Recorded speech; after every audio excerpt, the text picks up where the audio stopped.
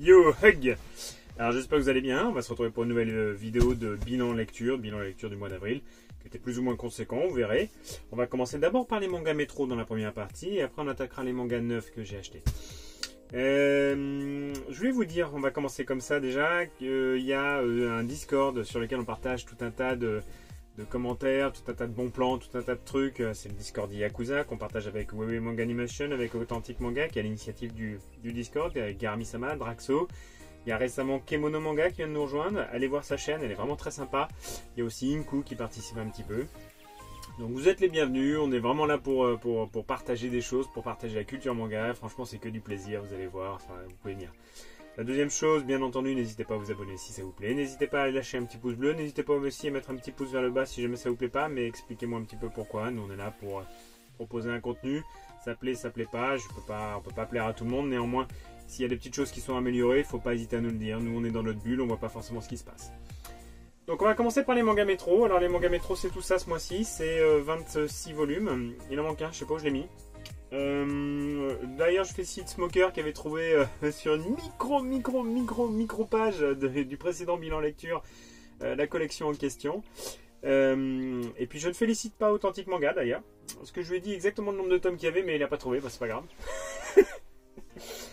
Bon allez c'est parti, je la retourne.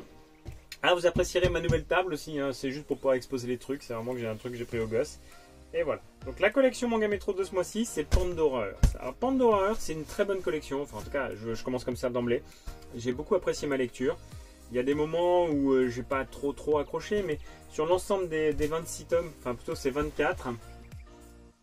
D'ailleurs c'est pas dans l'ordre, mais c'est pas grave. C'est 24 tomes plus 24 plus 1 et le 8.5. C'est le 8.5, je sais pas où il est. Là, le 8.5. Et on remarquerait qu'il me manque le 18.5. Il y a un autre truc que vous remarquerez peut-être, parce que ça m'agace. Toute la collection elle est chez Kiun, et il y a le tome 22 qui a le nouveau logo Kiun, alors que tous les autres c'est l'ancien logo Kiun. Bon, écoutez, c'est les petites choses, c'est pas très grave, mais ce qui est sûr c'est que je peux pas. Il va falloir que je réagence ma collection en complétant avec l'ancien logo Kiun de 22 et puis le 18.5. Pandora Earth, c'est une collection qui est assez intéressante dans un monde un petit peu médiéval fantastique, je vais dire ça comme ça, avec des humains qui sont associés à des chains. Les chains sont issus de ce qu'on appelle l'abysse. En gros, vous avez le monde normal et puis vous avez un espèce de monde des ténèbres qui va générer un petit peu de magie, tout ça. C'est un manga assez complexe en termes d'intrigue et c'est assez chiant d'ailleurs, excusez-moi l'expression, parce que l'autrice, à chaque chapitre, à chaque image, vous savez, elle met des petits faciès, elle met des petites intrigues, elle met des petites...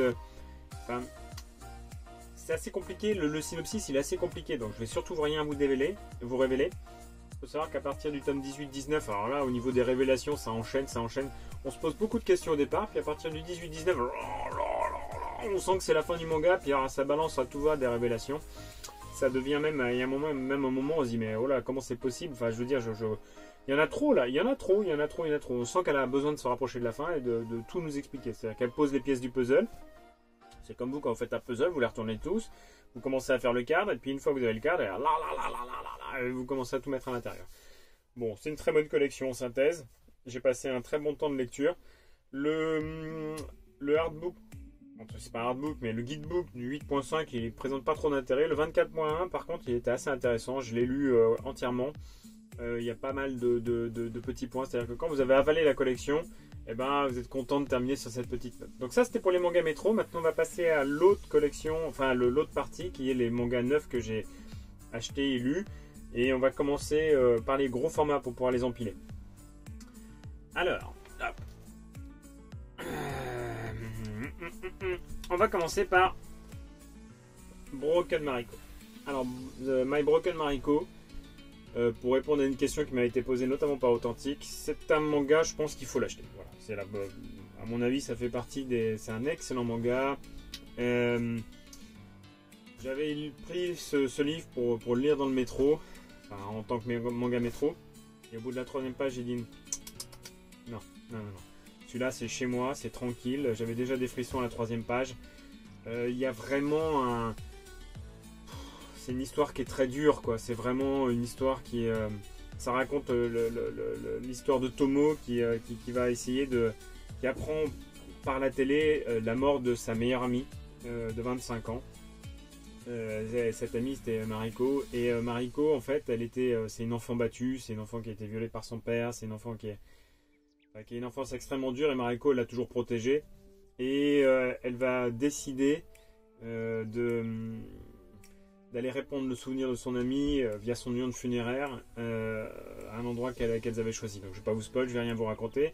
Pour ce qui est des dessins, ce sont des dessins qui sont assez caricaturaux. Vous voyez par exemple ici où elle éternue, et alors elle en met, le jour où vous aurez autant de sécrétions, vous me prévenez. Il y a des moments où on est vraiment sur une espèce de caricature mais vraiment, hein, c'est une espèce de caricature de dessin. Ça vous déclenche les frissons, ça vous déclenche de la chair de poule. Ça ressemble pas forcément à un manga en termes de traits de dessin. C'est marrant parce que j'avais l'impression de voir, je sais pas si vous avez lu Wild Animals par exemple, le manhwa chinois de Qian Peng, je sais plus comment il s'appelle, c'est comme ça qu'il s'appelle, je l'avais mis de côté avec un trait de dessin un peu caricatural. Bon, c'est vraiment très très sympathique. Il y a l'histoire ne fait que les 2/3 du volume, voilà, elle ne fait que ça, et tout le reste après c'est une interview, et à la fin il y a une autre histoire beaucoup moins intéressante. Après, on continue avec les autres gros formats entre guillemets. On va faire dans le webtoon. Solo Leveling. Alors Solo Leveling, c'est excellent. Solo Leveling, c'est vraiment, j'avais vu, je comptais pas du tout l'acheter, j'ai vu une vidéo de Manga Corp, et Manga Corp avait l'air de dire que c'était excellent, et je confirme, c'est vraiment top quoi. C'est un manga qui est assez cher, mais en même temps il est tout en couleur, c'est que des papiers glacés.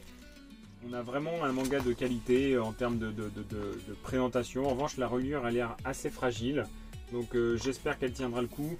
Je trouve vraiment la jaquette absolument sublime. C'est un grand oui. L'histoire en elle-même, elle est vraiment hyper intéressante. Elle m'a vraiment hypé. J'ai ouvert le manga et je l'ai fermé. C'était génial quoi. On continue avec Bâtard, un autre webtoon cette fois de chez Kiun, toujours aussi cher. Les webtoons, c'est franchement, je trouve que les formats sont balèzes. Ils sont tous en couleur, le papier est glacé, donc forcément ça devient au niveau de l'investissement c'est assez conséquent. Hein. Donc c'est l'histoire d'un jeune garçon qui est un petit peu, je vais pas dire envahi, mais aussi ouais, ça va être ça. Il est sous la coupe de son père. Son père est un tueur en série, et lui en fait il participe. Il est prenant actif dans la. D'ailleurs, vous voyez la jaquette, hein, ça c'est lui, puis ça c'est pas son ombre, hein, voilà. Et puis du coup, on a vraiment un manga qui est assez enfantin, mais en même temps hyper sombre, donc c'est assez chaud. Et vous voyez par exemple, il y a les images du père qui sont extrêmement bien faites, qui vous font froid dans le dos. C'est-à-dire que vous avez un père qui est parfaitement normal, et l'image d'après, il est complètement pathologique dans sa présentation. Il est dangereux quoi. C'est un serial killer, mais il est dangereux quoi. Donc vous voyez, là il a une tête de gentil, et l'image d'après, vous le regardez et vous dites mais c'est plus le même en fait. Hein. Vous voyez, et ça vous donne vraiment des frissons. C'est un bon manga. Moi j'ai bien aimé. On en a pour notre argent. Le prochain manga, alors c'est pas un grand format, mais je vais le mettre tout de suite parce que j'en aurai besoin, parce que sinon le prochain il passera pas en dessous de cette espèce de truc. C'est The Fable. Alors The Fable, j'avais dit que j'étais un petit peu déçu par la présentation de The Fable, ce qui n'est pas faux, hein, je suis un petit peu déçu. Alors c'est un excellent manga, mais en même temps j'en attendais tellement plus, et donc c'est pour ça que j'étais un petit peu déçu, mais j'ai passé un excellent moment de lecture. En termes de dessin, c'est pas encore foufou, hein. Je pense qu'on est au premier tome. Je sais pas combien de séries de manga a fait l'auteur. Je vous ai présenté la jaquette qui est réversible avec l'original japonaise, et puis la nôtre jaune. Une jaquette que je comprends pas, hein. C'est-à-dire que là vous avez un espèce de perroquet ou de canari sur la tête du tueur. Je comprends pas trop. C'est un manga en termes de dessin. On est sur ce type de dessin. Donc quand ce sont des dessins statiques, il n'y a pas de problème. Mais dès qu'il y a du mouvement, ça tient plus du tout la route, hein, en tout cas pour le début. Vous voyez par exemple, c'est pas super bien fait. Bon, alors c'est le premier tome, hein, franchement. Vous voyez par exemple, il y a une espèce de bagarre ici où il est en train de prendre un coup. C'est pas super bien fait. Après, pour le reste, franchement, on passe un bon moment de lecture et je pense que le synopsis, il va amener à des possibilités scénaristiques avec un un potentiel énorme, quoi. On continue avec une autre série. Hop là, enfin une autre série. Hein. Hop là, Sayukiden. Sayukiden, la version des années 2000 et Sayukiden, version 2020. J'étais assez impatient parce qu'en fait celui-là, je l'avais acheté il y a plus de 20 ans maintenant et en fait ils avaient arrêté la production finalement du manga et on n'avait jamais eu le tome 2. Et du coup Pika Graphics, ouais c'est ça, Pika Graphics a ressorti ce manga-là qui est assez cher, il doit être à 20-22 euros je crois. Et du coup, si vous me demandez si c'est un bon manga, la réponse est non, c'est pas un bon manga. Si vous me demandez si c'est un bon artbook, je dis la réponse est oui. Vous voyez la couverture? Et ben tous les dessins à l'intérieur c'est comme ça en fait. C'est-à-dire que la qualité des dessins, il faut que je fasse attention parce qu'il y a beaucoup d'exotisme avec un R. Vous voyez, quand vous voyez la qualité des dessins, voilà, on est sur ce type de dessin. C'est vraiment au niveau graphique et au niveau esthétique, ce manga c'est une tuerie. Vraiment une tuerie. Bon, après au niveau de l'histoire, franchement ça casse pas trois pattes à un canard. Hein. Voilà, on va se parler franchement.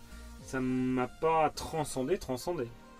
Mais le manga en lui-même, la beauté du manga, la qualité du manga, la qualité du papier, la qualité de l'édition et la qualité des graphismes et de la patte graphique de l'auteur, c'est merveilleux quoi.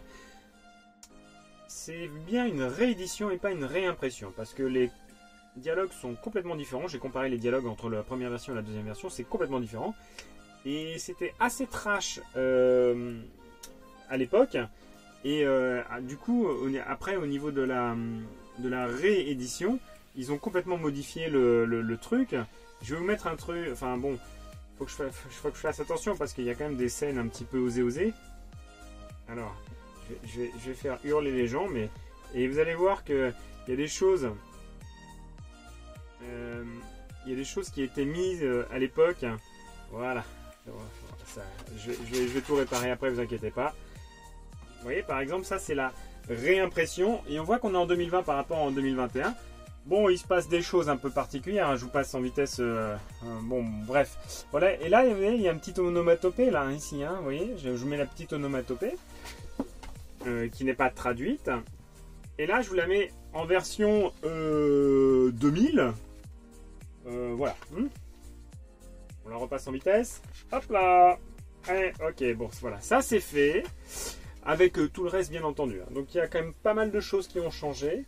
C'est d'un romantisme absolu. Hein.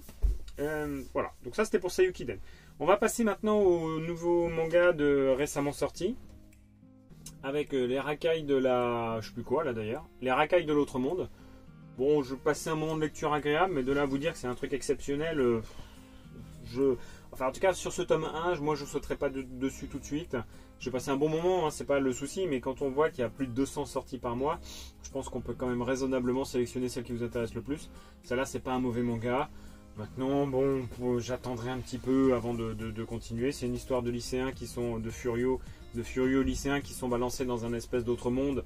C'est carrément le collège entier qui est téléporté. Ils arrivent dans un endroit au milieu de la jungle avec des arbres qui bougent, enfin c'est vraiment un truc un peu fantastique. Et finalement, ils sont reconnus par des villageois locaux, peu importe. Et avec une espèce de prophétie qui annonce leur arrivée. Enfin bon, voilà. On passe sur une deuxième collection où là, je suis un peu déçu pour le coup. Samurai Comeback. Samurai Comeback, tome 4 et 5 de Akata What the Fuck. Alors les trois premiers, franchement, j'étais super hype. Je fais, wow, c'est génial, c'est trop marrant et tout. Et puis finalement, le 4, il a fait un gros psh. Et le 5, il a fait un psh psh. Voilà, c'est un peu mieux, mais c'est pas non plus fou. Les dessins sont bien chargés, ils sont assez propres.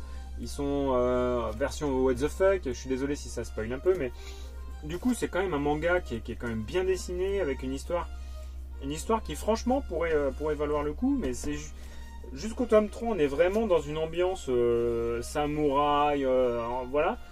Tome 4 et 5, bon, je suis un peu déçu quand même. Une autre série que j'ai particulièrement appréciée, Record of the Grand Crestward. Alors moi j'aime beaucoup le médiéval, j'aime beaucoup le fantastique, j'aime beaucoup les histoires de pouvoir magique, j'aime beaucoup... en plus, au-delà de ça, c'est une série courte en 7 tomes. C'est aussi l'histoire d'une magicienne qui est un peu badass, donc ça remet un petit peu, comme je l'ai déjà dit précédemment, au goût du jour le rôle des femmes qui sont un peu minorées dans la littérature, en tout cas au niveau de manga, hormis dans les shosei et les shoujo. Donc c'est plutôt bien. Ce qui est ennuyeux, c'est que c'est une série qui est clôturée, non finie. C'est-à-dire que jusqu'aux 3/4 du tome 7, on est encore dans l'histoire. Et après, clairement, ils disent, bon ben voilà, ça a été fini. Ils mettent un dernier chapitre où ils disent, voilà ce qui se passe dans le futur. Il y a ça. Mais en même temps, on peut pas terminer la série. Je dis, bon bah, ok, voilà. Donc moi, je suis un peu déçu parce que c'est une série qui aurait mérité d'avoir un petit peu plus de développement. Les dessins sont très très beaux. Je vais pas vous montrer le tome 7 pour pas vous spoil, mais les dessins sont quand même vachement bien faits. On est sur un dessin qui est simple, des décors qui sont présents sans plus, des cheveux qui sont hyper bien faits, des vêtements qui sont hyper bien faits. Alors voilà, je veux dire, c'est pas du Zelda, mais ça y ressemble un peu quand même. Bon, c'est dommage. 7 tomes, c'est pas assez à mon goût. Il y a des séries, j'aimerais bien qu'elles se clôturent avant, il y en a d'autres, je suis pas pressé qu'elles se clôturent. On continue avec Akata What the Fuck. Hop là! Donc encore Toshifumi Sakurai qui nous sort une collection dont il est le seul à avoir le secret. Il est malade dans sa tête, ce gars-là. Il est malade. Il fait des dessins toujours aussi moches, toujours aussi dégueulasses. On est vraiment sur un synopsis absolument... imaginez votre ville, vous vous réveillez, elle est complètement inondée et vous vous enfuyez dans une baignoire, quoi. Voilà, vous enfuyez dans une baignoire, il y a des types sur des poupées gonflables qui vous poursuivent, il y a des requins partout. Enfin bon, c'est vraiment... Moi j'aime beaucoup. J'aime beaucoup cet auteur. Il nous fait vraiment des trucs qui sortent de l'ordinaire. Il est hors convention. Et du coup, ça le rend complètement... Dès qu'on sort un peu des sentiers battus, soit on est mis au banc. Mais lui, c'est un peu un manga de niche. Mais soit on est mis au banc, soit on est adulé. Bah lui, il n'est pas adulé, il n'est pas mis au banc. Il est un peu entre les deux. Il est complètement malade dans sa tête.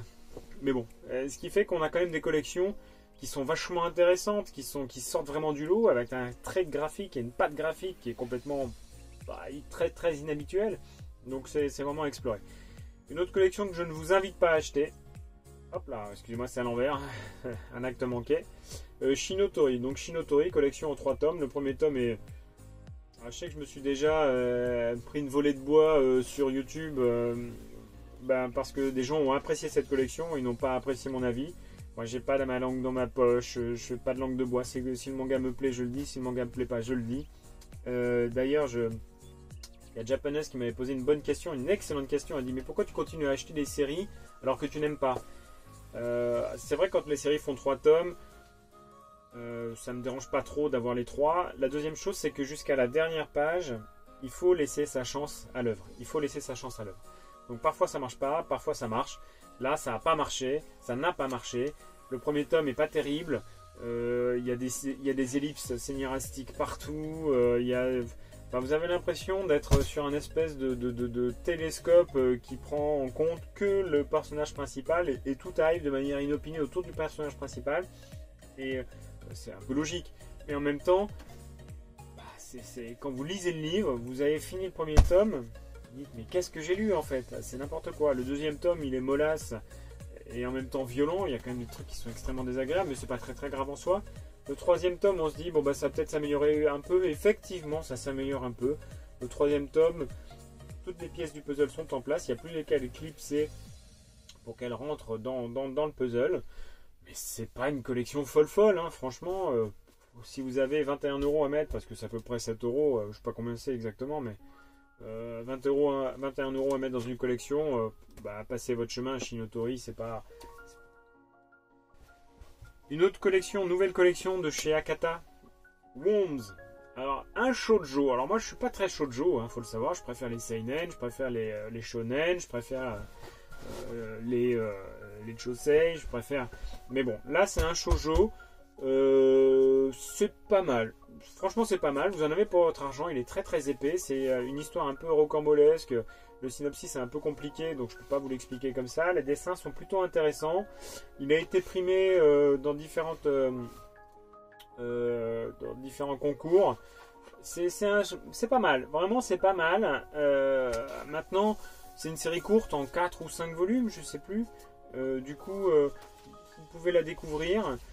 Encore faut-il encore une... Enfin, il faut aimer... Moi, j'ai pas vraiment trouvé que ça faisait shoujo de shoujo. Hein. Aussi bien en termes de dessin qu'en termes d'histoire. Le personnage principal, ok, c'est une femme. C'est l'histoire de deux civilisations avec des extraterrestres, avec des terriens qui se battent entre eux. Des femmes qui ont des pouvoirs à partir du moment où elles ont, entre guillemets, en grossesse, un alien en elles. Bon, à mon avis, ça nécessite quand même un peu d'éclaircissement. C'est pas du tout indispensable, attention, hein, je vous dis pas que c'est un manga indispensable, ça fait pas partie des indispensables, c'est absolument pas un must-have. Ça se laisse découvrir, c'est du Hakata, bon, moi j'aime bien. Maintenant, on va passer sur une collection excellente, mais alors excellente de chez excellente, Mashle. Alors Mashle, j'attendais absolument pas cette collection-là. Je n'attendais absolument pas cette collection-là. J'attendais The Fable, j'attendais plein de choses, mais pas du tout Mashle, je ne connaissais pas du tout. Et puis franchement, je suis tombé dessus, je me suis dit, waouh. C'est un mix. Alors tout le monde dit que c'est un mix entre One Punch Man et Harry Potter. Eh ben oui, c'est exactement ça. De toute façon, ça se veut un mix entre les deux. Il n'y a qu'à regarder Mashle, le M de Mashle, c'est le sigle de Harry Potter. Il me semble que sur le premier tome, il y a le Poudlard. Ouais. Sur le premier tome, il y a Poudlard, il y a la robe de sorcier, il y a la baguette. Et puis ça, c'est Saitama avec des cheveux, quoi. C'est vraiment Saitama avec des cheveux. Le dessin, c'est du Saitama. L'histoire, c'est du Saitama. Le mec, il soulève des haltères toute la journée. Il passe son temps à détruire, par sa pure force physique, les autres qui sont là autour de lui. Enfin, je veux dire, c'est le One Punch Man, quoi. Donc, c'est excellent. C'est excellent, c'est excellent. Et puis, c'est drôle, c'est drôle. Le premier, il est trop marrant, mais finalement, il n'est pas encore très très marrant. Le deuxième, on se bidonne, quoi. On se bidonne. On se bidonne vraiment. Voilà, donc Mashle 1 et 2. Je vous conseille de regarder cette série, de vous y intéresser. À mon avis, ça fait partie des collections absolument à avoir. Une nouvelle collection en 4 volumes Elio. Donc avec son petit marque-page, voilà. Bon, moi j'aime bien les petits goodies comme ça, c'est très sympa. C'est l'histoire d'un jeune qui est libéré de prison après avoir vaincu 1000 adversaires en prison, voilà. Et il débarque dans la Castille, je sais plus si c'est Castille ou... Enfin bon bref, c'est en Espagne.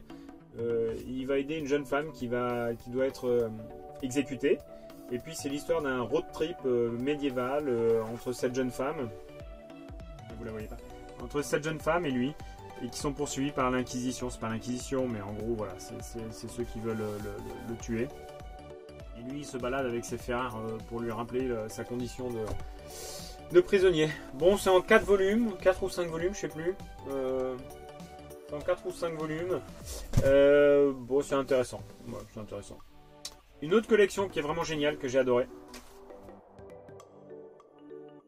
Chainsaw Man. Alors Chainsaw Man, c'est l'histoire très très atypique d'un garçon qui meurt et dans le monde il y a des espèces de démons et lui au moment de sa mort il était accompagné par un démon et ils vont fusionner.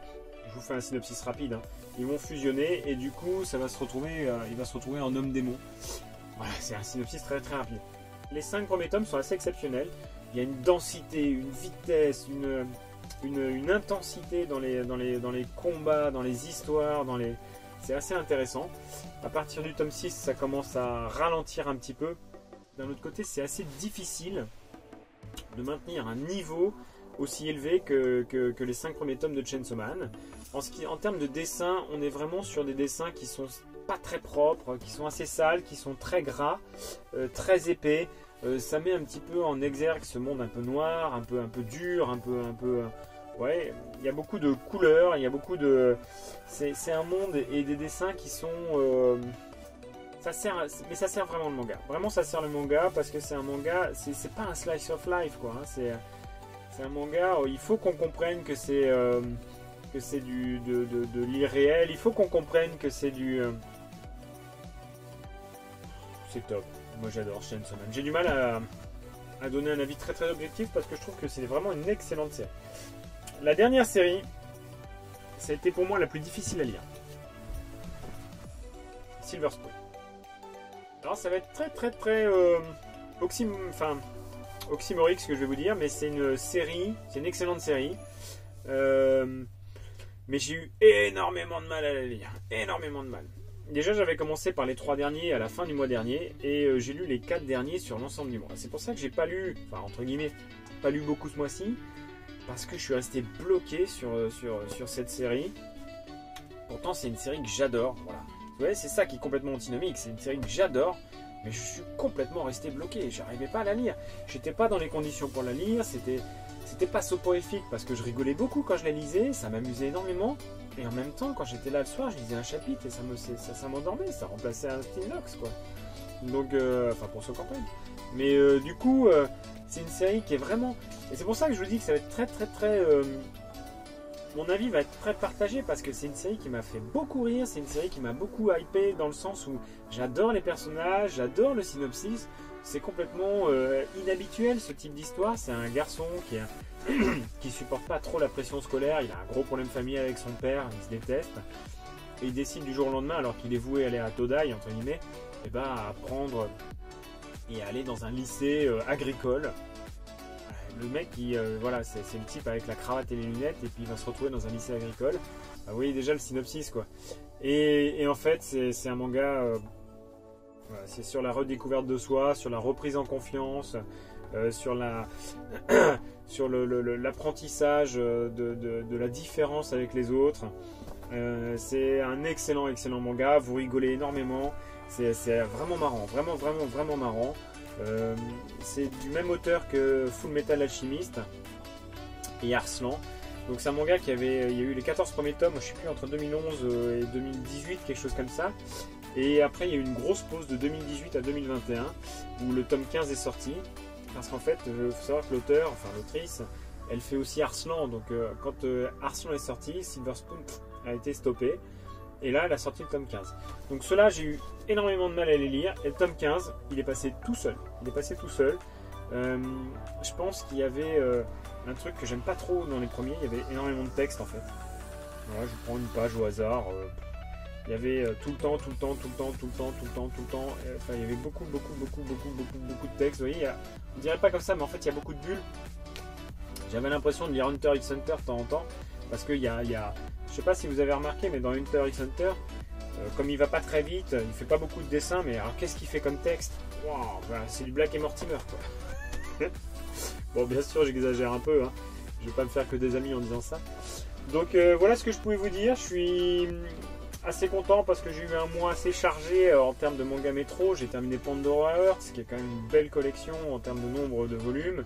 Tout le reste aussi, je sais pas, je dois être à plus de 55 volumes ce mois-ci, je sais pas calculer, mais bon. Donc c'était un peu long, je suis désolé. C'est la deuxième fois que je tourne la vidéo. La première fois j'avais tourné, il y avait un gros truc au milieu, donc j'étais obligé de la retourner. J'espère que celle-là elle passera bien. N'hésitez pas à laisser des petits commentaires en dessous. Moi j'aime bien quand on peut communiquer. N'hésitez pas à aller regarder les autres vidéos des collègues dont j'ai parlé, Kemono qui commence. Et aussi Ed le Fou, n'hésitez pas à aller découvrir Ed le Fou. N'oubliez pas d'aller voir Draxo, Authentique, Inkum, Garmi-sama et puis Wewe Manga Animation. N'hésitez pas à venir sur le Discord, n'hésitez pas à vous abonner, à lâcher le pouce bleu.